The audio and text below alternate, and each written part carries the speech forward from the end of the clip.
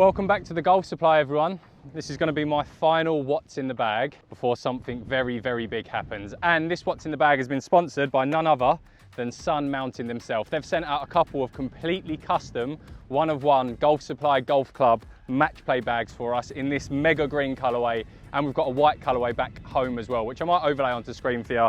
But this 14 club divider beast of a bag is hosting all of the clubs that we're going to talk about in today's video. So I won't drag this out any further than what we need to. Some clubs you'll recognise, some clubs are new, some clubs have left, but there's more than 14 in the bag at the moment because there's stuff that I bring in and bring out, which I thought I'd show you anyway. But we're going to go deep diving into shaft, weight. Hopefully by the end of this, it might help you a little bit when you're getting fit for golf clubs, and you can see what I'm using in the videos that hopefully you lot watch. So starting off with something that's going to be familiar to all Golf Supply watchers, we are starting putter. So everyone knows I've got the pink machine. Of course, it is the Lab DF3. Now, we were kindly fitted for this down at Scottsdale quite a while ago now, and I went for heavy custom, pink finish, DF3. We went for the standard alignment on the alignment on the top. You can get some really funky, I think there's over 100 different lineups to choose from, but I went for the standard one, ball width. Not much to really say on this apart from Acra shaft, which is the upcharged shaft in this. I do think if you're going to get fit for a lab,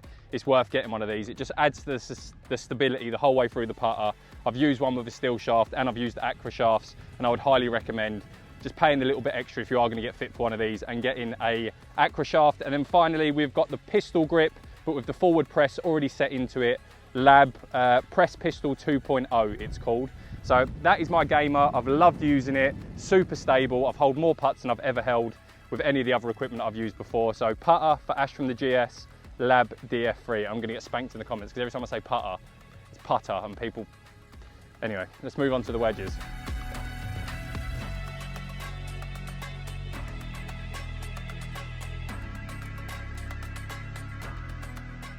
So wedges for me, I didn't actually get to game these a lot really before they're going to be coming out of the bag, but they are the Mizuno Pro, I believe T3. If I'm wrong, I'll put it up on the screen, but they're the Mizuno Pro wedges in the all black finish, accompanied with dynamic gold Tour Issue 115 shafts.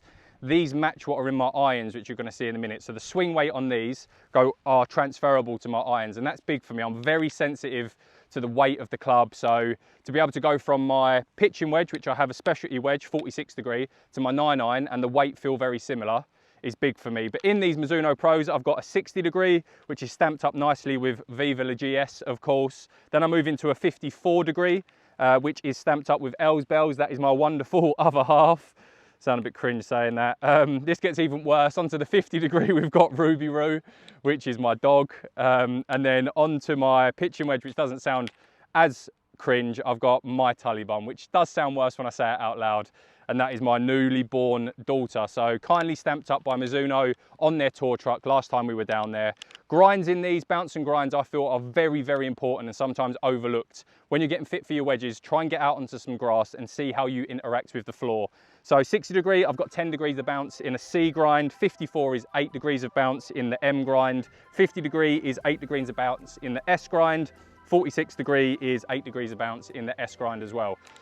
To try and get a little bit educational and help for you, the amount of bounce on the club, really, in layman's terms, without going into it too much, is how much of that leading edge you're going to see sitting off of the floor. So the more bounce you've got, the more that leading edge of the club here is going to sit higher off the floor. The less bounce you've got, the less you're going to see it. So depending on conditions that you play, if you're always playing super wet golf courses, we're in Essex, it does get underwater in the winter, you're going to want more bounce to stop that leading edge from digging in.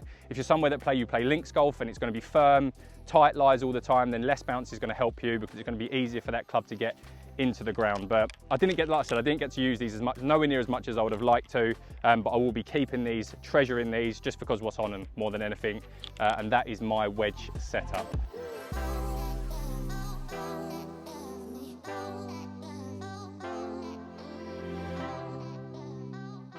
So we move into the irons, and I'm going to chuck this out there early doors. Mizuno made some of the nicest looking irons this year in their Mizuno Pro S3s. So again, we were lucky enough to go down to the tour truck, get fit by Joe and the team, and I went for Pro S3s in 6, 7, 8 and 9 iron, because I'm not that much of a flusher, when I got to the 5 and 4 iron, I did go into the Mizuno Pro 243s, which is kind of the middle ground between the 241s, which are the blades, and the 245s, which are the hollow head cavity construction. Shafts, like I mentioned earlier, these are exactly the same as what are in my wedges, with the Tour Issue Dynamic Gold X Flex in the black finish, which I think just looks mustard with these satin finish heads. It's not like a matte finish, is it, Wes? But it's not shiny chrome. If you look at how the 243 is on the top compared to this, it's almost like a flatter chrome finish. The design on the back, super clean, just a little indent. You've got a little bit of cavity there, help.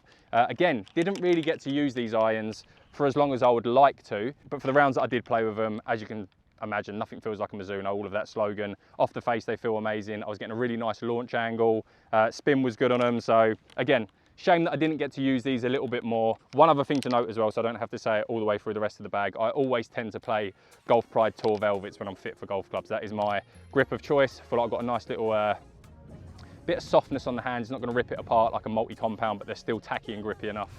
So that is my irons, boyos, until the next video comes out, but that's what I was gaming.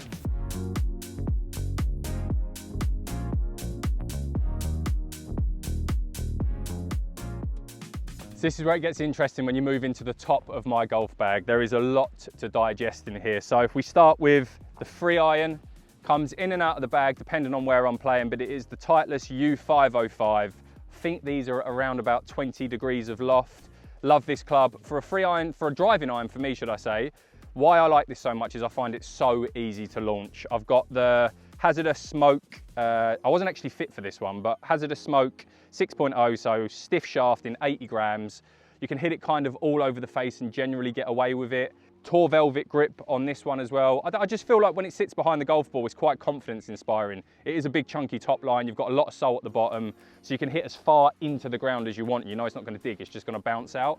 But I have really enjoyed this one. Got me out of trouble at a lot of tight golf courses, but it swaps in and out of the golf bag for the next club I'm going to show you.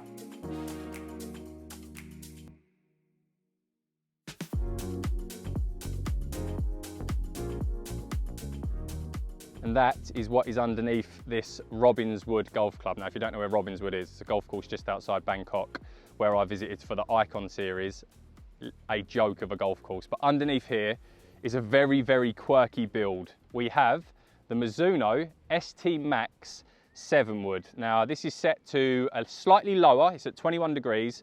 It's cranked down to 20 just to open up the face a little bit for me to try and stop that left ball. But I've got a Tour AD graphite design X-Flex VR8 shaft in this, but what's quirky about this, for those that don't know, it is cut down by about 2.5 to 3 inches. So it plays similar to like my free iron length. The reason I've done this is just because I wanted to hit it up into orbit. I wanted to hit it up my nose, something that I can just stand in any lie, anywhere on the golf course and know that I'm going to get contact onto the golf ball and it's going to promote just getting the ball into the air. I've absolutely loved this thing. You'd have seen me hit, hopefully, many of good golf shots throughout the last 6-7 months using this club. Looks and address behind the golf ball, it looks pure. Black head, you've got a little bit of carbon weaving on the top. Sits lovely. I can't speak highly enough about this. I've really enjoyed. I'm a big advocate for everyone having a 7 wood in their bag. I think it's such a useful tool.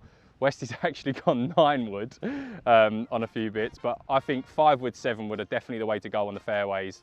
And I would have a look at this one in the future maybe because it's such a great club. But then that transitions us in to my 5 wood.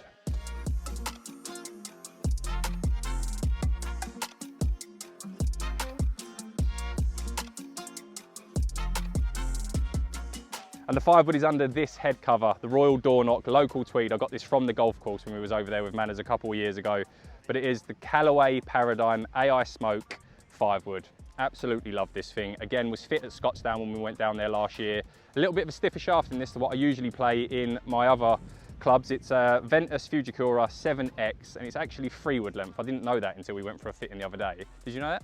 No. The guy measured it. It's actually a 3 wood length, not 5 wood length, which I wasn't happy about because I prefer shorter golf clubs usually. But the reason we went for a bit of a firmer shaft in this is just again to try and stop that left ball. I've absolutely loved this thing. What can I say? This has been my go-to off of the tee, out of the fairway. Just the profile for me, how it sits at address. It's super shallow, really wide face, so it looks like the sweet spot's a little bit bigger when you're standing down on it. You can get into the ground, you can sweep it off of it. Fitted with a Golf Pride multi-compound Z Cordy grip on it as well, and I just, yeah, can't speak highly enough about this thing. Actually makes me a little bit emotional knowing that this will be coming out of the bag.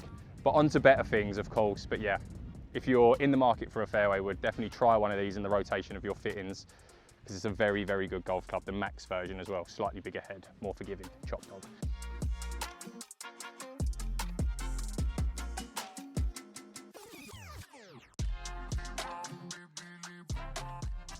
So onto the last two clubs which are in my golf bag before we go onto my rangefinder, which ball I use, and I've got a couple of special things to show you at the very end of this what's in the bag, so stay tuned for that because you're not going to want to miss that. We're going to start off with the mini driver. Now, Golf Bidder kindly sent this out. I actually kept it for a while. It is the Taylormade burner, 11.5 degree, set to a little bit higher, I believe, just to get a little bit more launch. It's too close to the degrees on my driver. But I'd never played a mini driver before this, and if you haven't, I would definitely recommend trying it. Some people are going to get on with it, some people aren't. But for fairway finding, for if you really, really struggle with driver, you've got no confidence with it at all, then a mini driver might be the one for you. You're going to lose a little bit of distance, but hopefully it will bring your dispersion in. This, again, it wasn't fit. It was a Cali 60X shaft. I don't know what that is that someone's put on that. Why do people do this with really good looking golf clubs? They put stuff like that on it. That is, what even is that? A pure grip? I don't know, but it's ruined the aesthetic of the golf club because it is beautiful. Address, it sits really nice. You've got like a subtle carbon that you can only see in certain light, which is lovely. The rose gold colorway, heavier weight at the back, lighter weight at the front, just again to try and get the ball up into the air. Have enjoyed this golf club for the few times that I've hit it. The one thing I like the most about these is the head cover game. These barrel head covers that they put on these, I think, are absolutely mustard. The same as the R7 quad that they've brought out as well. But yeah, that is the mini driver. Final one, let's go into the driver, which has been in my bag for quite some time now, but it will be leaving.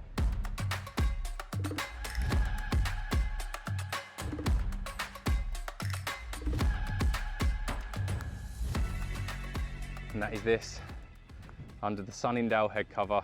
It's the Ping Ding. Ping G430 10K, set at standard, 10.5 degrees of loft. I think it might be set to a little bit flatter actually, not 100% sure. In this we've got the Tour AD graphite design stiff flex shaft, TP6.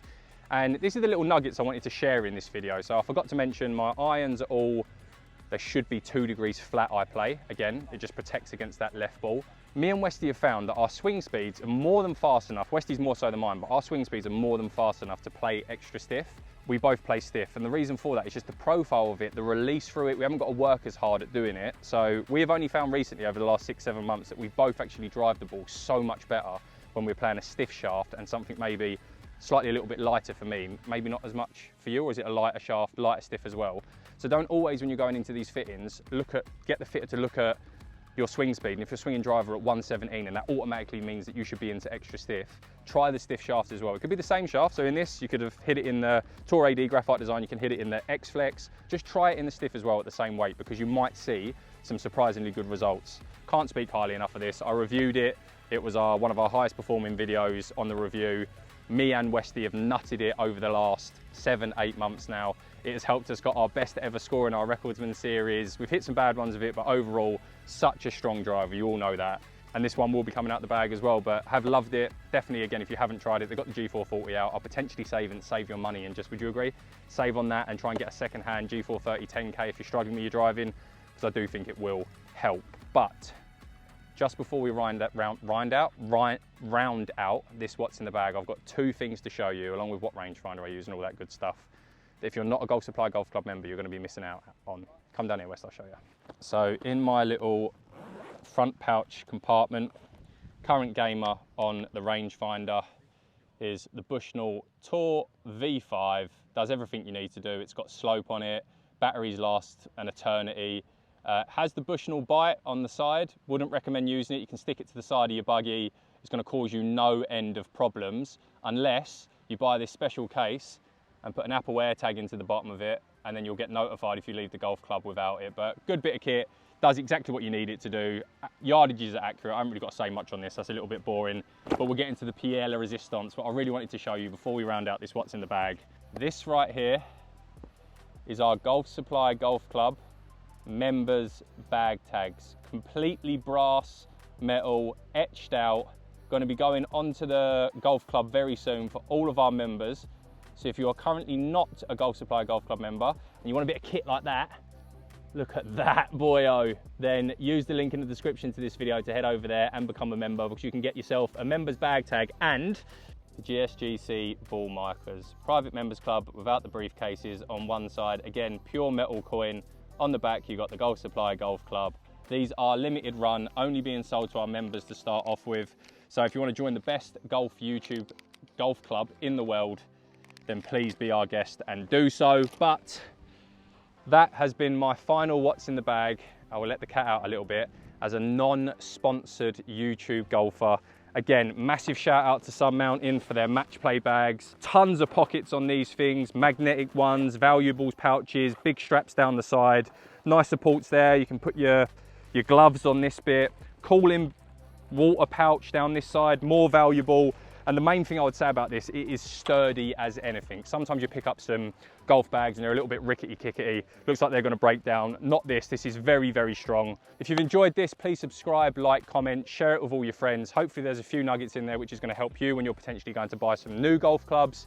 We'll have some brand new what's in the bags coming to the channel imminently with mine and Westies' new kit. But I hope you've enjoyed it. That is the final time you will see any of these clubs in my bag for the foreseeable future. Shout out Uncle Bob. See you in the next one.